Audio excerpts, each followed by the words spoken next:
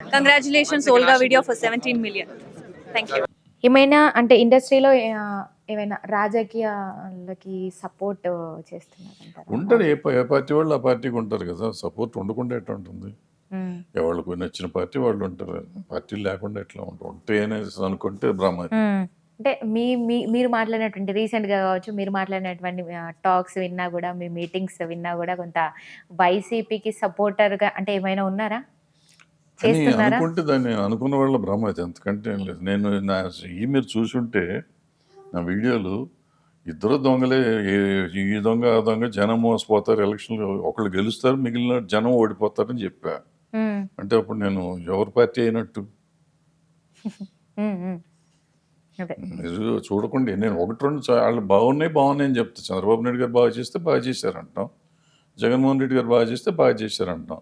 ఇప్పుడు ఈ ప్రాబ్లం ఎక్కడ వస్తుందంటే బాగా చేశారు అన్న రోజేమో మనం ఆ పార్టీకి అంటగట్టేస్తారు, బాగా చేయలేదంటే ఆ పార్టీ వాళ్ళు తిడతారు, ఈ పార్టీ వాళ్ళు. ఇట్లా వీళ్ళు అనవసరంగా మనని వాళ్ళు ఆపాదించుకుంటారు తప్ప మనకి సంబంధం లేదు, ఏ పార్టీతోనూ లేదు.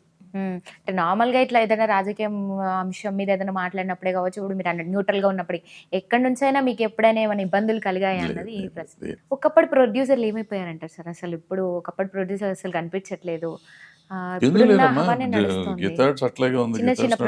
దిల్ రాజు ఆ రోజు ఆయన 30 ఏళ్ళు అయిపోయింది కదా, చూస్తే 20-30 ఏళ్ళు అయిపోయింది ఆయన కూడా. దిల్ రాజు ఉన్నాడు, సురేష్ ప్రొడక్షన్స్ ఉంది, ఇంకా నడుస్తుంది కదా అట్లాగే. ఆయన BVSN ప్రసాద్ గారు ఉన్నారు, వెంకటేశ్వర ఆర్ట్స్, ఆయన 40 ఏళ్ళు ఆల్మోస్ట్ మాతో పాటు వచ్చిన ఆయన. వాళ్ళ కంపెనీ వాళ్ళ అబ్బాయి చూస్తున్నాడు, బాపినేడు గారు.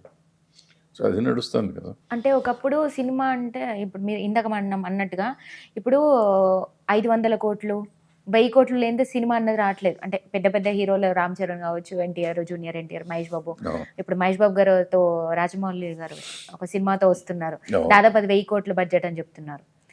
ఇట్లా అంటే ఇన్ని కోట్లు లేని సినిమా అనేది రావట్లేదు. అందుకే అంటున్నాం అప్పటి ప్రొడ్యూసర్లు ఏమైపోయారు అంటే ఏమైపోయింది అన్నట్టు. తక్కువ బడ్జెట్ లో సినిమాలు రావట్లేదు. మొన్న వచ్చి కూడా మళ్ళీ ఫ్లాప్ అవుతున్నాయి. మనం చూసుకుంటే గేమ్ చేంజర్ నిన్న సినిమా ఏదో సన్మానం చూస్తే వెళ్ళాను నేను ఫంక్షన్. ఆ సినిమా ఆడింది కదా, డబ్బులు వచ్చినాయి. కమిటీ కుర్రోళ్ళు ఆడింది, ఇంకోటి ఏదో కమిటీ కుర్రోళ్ళు ఆడింది. సినిమాలు ఆడుతా ఉన్నాయి. అంబాజీపేట సెంటర్ ఏదో ఆడింది. చిన్న సినిమాలు పేర్లు చెప్పుకుంటూ పోతే చాలా విరూపాక్ష ఆడింది. చాలా ఉన్నాయి ఆడకుండా లేవు. యాక్చువల్గా చెప్పాలంటే ఈ సంవత్సరంలో చిన్న సినిమాలు ఎక్కువ ఆడినాయి బాగా. సినిమాలు ఎక్కడికి పోలేదు, బాగానే ఉన్నాయి, నడుస్తున్నాయి.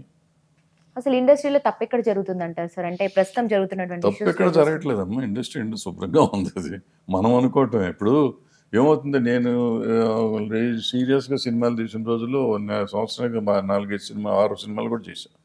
1 year 6 films రిలీజ్ చేశాను ఆ రోజుల్లో.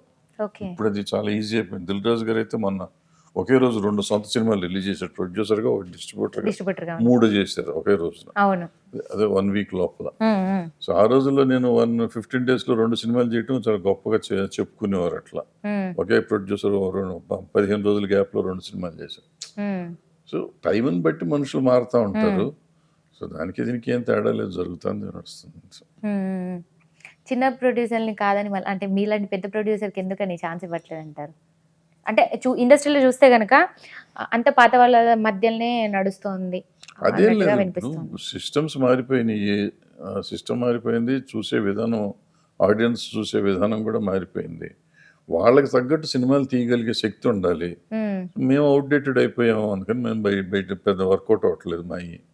సో కొత్త కుర్రాళ్ళు చేస్తున్నారు, నడుస్తుంది. ఇప్పుడు గీతాడ్స్ మాతో పాటు వచ్చిన ఆయనే కదా, ఆయన చేస్తున్నారు కదా. సురేష్ వాళ్ళు మాతో చేస్తున్నారు కదా.